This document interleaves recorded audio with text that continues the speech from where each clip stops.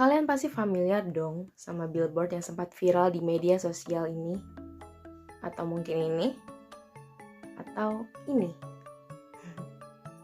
Yang bener sih kalau billboard kepak sayap kebinekaannya Puan Maharani itu cuma kampanye politik belaka. Tapi kenapa sih harus ada kata kebinekaan atau bineka? Emang artinya apa? Bineka berasal dari frasa yang lebih utuh yaitu Bhinneka Tunggal Ika. Nah, di sini saya akan jelasin yang pertama adalah makna Bhinneka Tunggal Ika dari kondisi sosio-kultural serta politik di era yang berbeda, juga makna filosofis dari Bhinneka Tunggal Ika itu sendiri. Bhinneka Tunggal Ika adalah semboyan negara kita dan dimaknai dengan arti berbeda-beda tetapi tetap satu jua. Mengapa kita butuh semboyan ini? Karena Indonesia adalah negara yang majemuk. Indonesia punya banyak keragaman, mulai dari agama, ras, suku, bangsa, etnis, bahasa, dan masih banyak lainnya.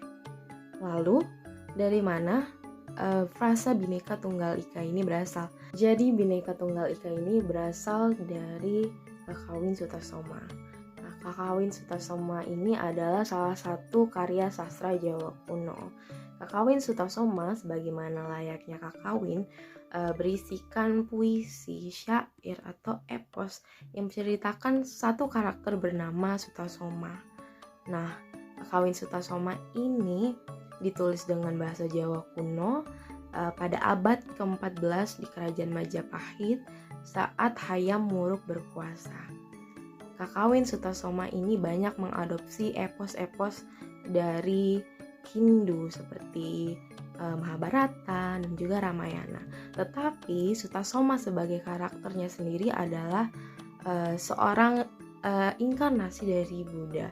Nah, hal ini menunjukkan adanya sinkretisme religius antara Hindu dan Buddha dan juga sinkretisme antara kebudayaan India dan juga Jawa. Lalu bagaimana Bhinneka Tunggal Ika dalam konteks praktik keindonesiaan yang sekarang? Nah, Bhinneka Tunggal Ika sebagai semboyan bangsa kita berarti mencirikan suatu karakter dan jati diri bangsa. Nah, hal ini tak bisa lepas dari para founding fathers Indonesia sendiri yang mengerti betul bahwa Indonesia bersifat pluralistik, di mana ada keragaman mulai dari agama, ideologis, bahasa, budaya, dan lain-lainnya. Dalam konteks multikulturalisme, isu utama yang terjadi di negara yang pluralistik adalah ketegangan antara persatuan, unity, dan juga keragaman, diversity. Nah, Bhinneka Tunggal Ika harus dimaknai sebagai suatu upaya pemecahan masalah atas ketegangan tersebut. Orang Indonesia harus mempunyai kesadaran bahwa dirinya adalah bagian dari kesatuan utuh Indonesia, dirinya adalah warga negara Indonesia, tetapi orang tersebut harus mempunyai kesadaran bahwa dia adalah punya identitas yang beragam.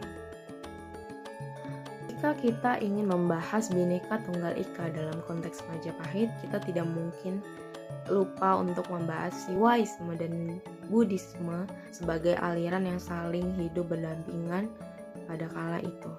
Nah, Siwaisme sendiri adalah agama yang paling dominan di kala itu. Hayam Wuruk sendiri adalah seorang penganut Siwa.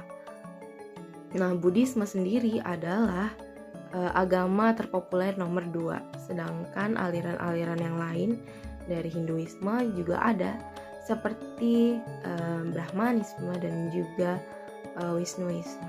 Sutasoma sendiri adalah inkarnasi dari Buddha, di mana dari segi ceritanya mereka berdua punya persamaan. Misalnya mereka berdua adalah seorang pangeran yang akhirnya lepas tanggung jawab dari tahtanya. Buddha sendiri akhirnya bangkit dari tanggung jawab untuk meneruskan tahta kerajaan untuk mencari sebuah pencerahan dengan asketisme dan selibat. Sedangkan pada Sutasoma sendiri pada awalnya dia juga bangkit dari kewajiban untuk meneruskan tahta, lalu dia melanjutkan bermeditasi untuk mencari kebenaran di Gunung Semeru. Meskipun begitu, Sutasoma dan Buddha ini mereka sama-sama menunjukkan perilaku kasih dan juga pemaaf terhadap musuh-musuhnya, sebagaimana Empu Tantular menceritakannya di Sutasoma. Nah, lalu di Sutasoma juga meskipun banyak dipengaruhi dan juga mengadopsi tokoh-tokoh dari Hinduisme, tetapi Sutasoma ini tidak pernah membunuh musuh-musuhnya, di mana hal itu sebenarnya khas sekali seperti pahlawan-pahlawan dalam epos Hindu. Nah, ini menunjukkan sebenarnya bahwa Empu Tantular membentuk tokoh protagonis Sutasoma ini sendiri layaknya orang dari Buddhisme, yaitu kepercayaan yang dia anut. Meskipun Kakawin Sutasoma ini hanyalah sebarang epos, sebarang karya sastra semata, tapi kita tidak mungkin untuk melepasnya dari konteks politik di zaman Majapahit, di mana sebenarnya Tantular sendiri mendedikasikan Sutasoma terhadap Hayam Wuruk. Dia menginginkan bahwa Hayam Wuruk mempunyai sifat-sifat terpuji ala Sutasoma. Nah, di sini juga sebenarnya terlihat bahwa masyarakat zaman Majapahit atau zaman Jawa kuno itu melihat penguasa atau raja sebagai sesuatu yang dipersepsikan secara mistik, di mana raja adalah seorang titisan dewa, seorang yang sakti mandraguna, dan juga mereka memberikan pengaruh yang luar biasa di mana rakyat-rakyat sangat mengagungkannya.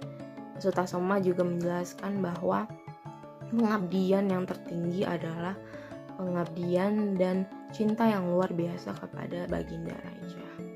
Nah, selain itu juga sebenarnya Tantular dalam Sutasoma ini ingin memperlihatkan keterbukaan beragama, di mana dia menjelaskan bahwa Pandita Siwa akan terlihat lemah jika misalnya dia tidak belajar Buddhisme.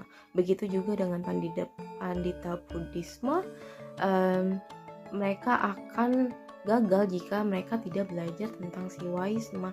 Nah, menurutnya keterbukaan atau saling mempelajari aliran agama lain ini dibutuhkan untuk mencapai keharmonisan dalam hubungan beragama tersebut. Antara Buddhisme dan Siwaisme mempunyai satu kesamaan, yaitu dua-duanya adalah jalan hidup untuk mencapai suatu pelepasan terakhir. Entah itu moksa ataupun nibbana, keduanya mempunyai esensi yang sama. Nah, Bhinneka Tunggal Ika ini hadir di saat suatu peperangan besar di Sutasoma, yaitu saat Sutasoma melawan Batara Rudra yang sedang menjelma di tubuh Raja Purusada. Nah, Sutasoma ini tidak terkalahkan karena dirinya adalah titisan Hyang Buddha, di mana Empu Tantular sendiri menjelaskan bahwa tidak ada beda antara Hyang Buddha dan Hyang Siwa. Saya akan mengutip satu bait dalam Sutasoma. Konon dikatakan bahwa wujud Buddha dan Siwa itu berbeda. Memang mereka berbeda. Namun bagaimana kita bisa mengenali perbedaannya dalam selintas pandang? Karena kebenaran yang diajarkan Buddha dan Siwa itu satu jua. Mereka memang berbeda-beda, namun pada hakikatnya sama. Karena tidak ada kebenaran yang mendua. Bhinneka Tunggal Ika, Tanhana Dharma Mangrua. Hal ini sebenarnya menjelaskan bahwa adanya suatu kebenaran yang tunggal dan universal. Dalam hal ini keduanya antara Buddhisme dan Siwaisme sama-sama adalah jalan untuk mencapai kebenaran yang tunggal tersebut. Nah, unifikasi ini bukanlah sebatas toleransi agama, tetapi juga pandangan terhadap suatu realitas.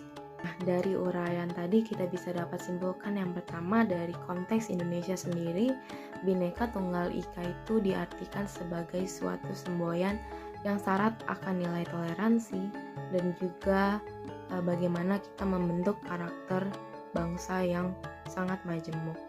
Dan yang kedua adalah bagaimana sebenarnya Bhinneka Tunggal Ika dalam konteks Sutasoma di Majapahit bukan hanya sekadar toleransi dalam beragama, tetapi juga bagaimana Siwaisme dan Buddhisme ini dianggap sebagai jalan untuk mencari kebenaran yang tunggal, representasi atas realitas yang tunggal. Sekian penjelasan dari saya.